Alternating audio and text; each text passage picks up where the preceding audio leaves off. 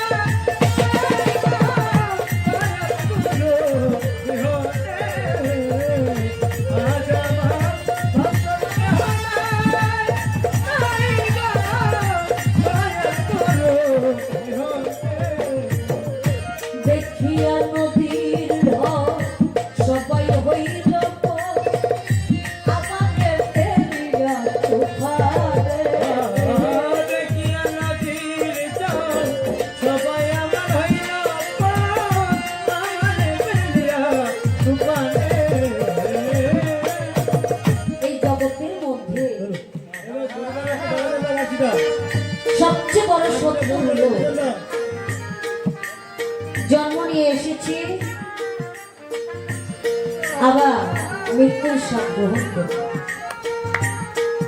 তাই বাবা ভবমায়ার নাট্য মঞ্চে কখনো কারো মেয়ে, কখনো কারো স্ত্রী, কখনো কারো বোন ইত্যাদি ইত্যাদি রোলের মাধ্যমে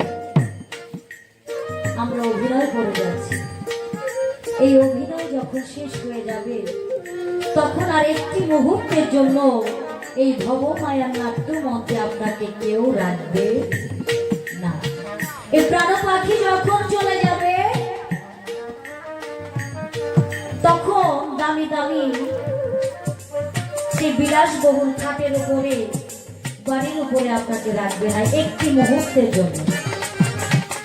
তখন মানুষ চারদিকে আয়োজনের মধ্যে থাকবে যে কিভাবে আপনাকে সমাধির জন্য নিয়ে যাওয়া যায়। তাই দুনিয়ার মধ্যে কেউ কারো না, আমি তো আমার না, আমি তো আমাকে সঁপে দিয়েছি সে আমার দীনবন্ধু চরণের মধ্যে। বাবারে আমি তো আমার হতে পারলাম না, অন্য আরেকজন যে আমার হবে সেটা তো পরের কথা। তাই যখন নিদান কাল আসবে তখন আর সাথে কেউ থাকবে না। তাই তো কবি বলেছে